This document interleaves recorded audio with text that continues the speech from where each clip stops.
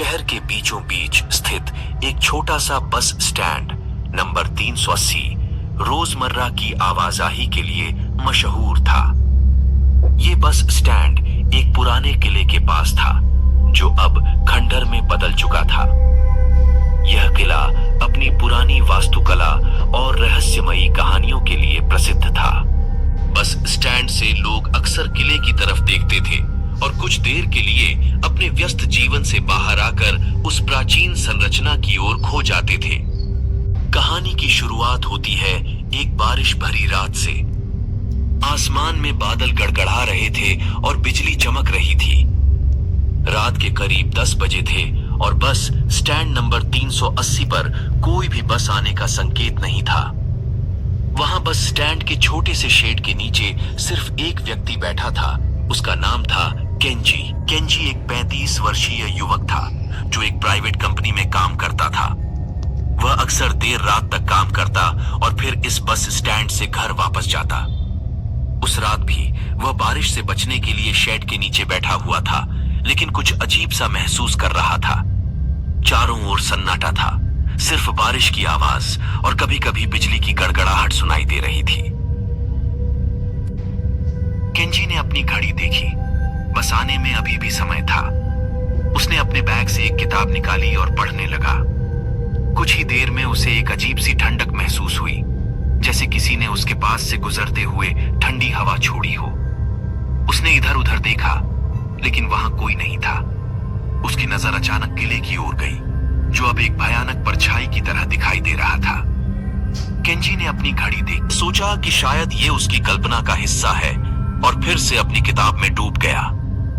लेकिन तभी उसे एक और आवाज सुनाई दी, जैसे कोई फुसफुसा रहा हो।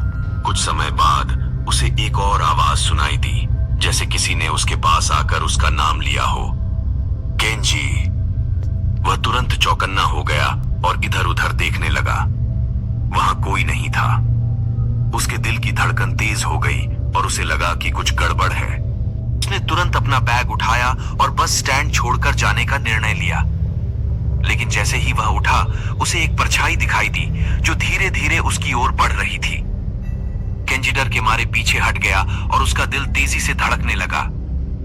वह परछाई एक महिला की थी जिसके बाल बिखरे हुए थे और चेहरा सफेद था। उसकी आंखें गहरी और काली थीं, जैसे वे किसी अंधेरे कुएं में जा रही हों। केंजी ने भागने की कोशिश की, लेकिन उसके पैर मानो जम गए थे। वह महिला धीरे धीरे उसकी ओर बढ़ रही थी और उसके चेहरे पर एक भयानक मुस्कान थी। केंजी ने अपनी सारी हिम्मत जुटाई और चिल्लाने की कोशिश की, लेकिन उसकी आवाज गले में ही रह गई।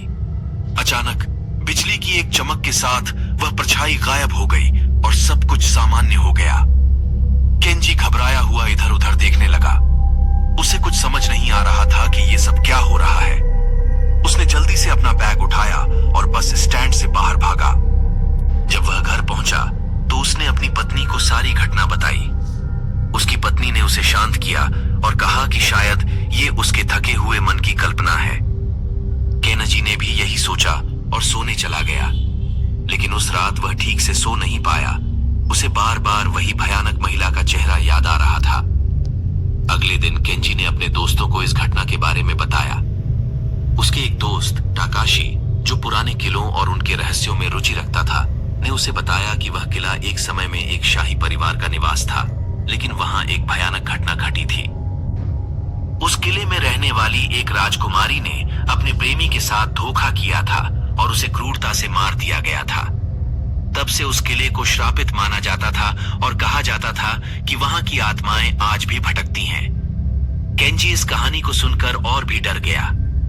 कुछ दिनों बाद केंजी की मजबूरी ने उसे फिर से उसी बस स्टैंड पर ला खड़ा किया। उस रात भी बारिश हो रही थी और चारों ओर अंधेरा था। केंजी ने शेड के नीचे बैठकर बस का इंतजार करना शुरू कर दिया। उसके दिल में डर था, लेकिन उसने खुद को संभाला और सोचा कि शायद पिछली बार वह थका हुआ था, इसलिए उसे वह सब दिखा।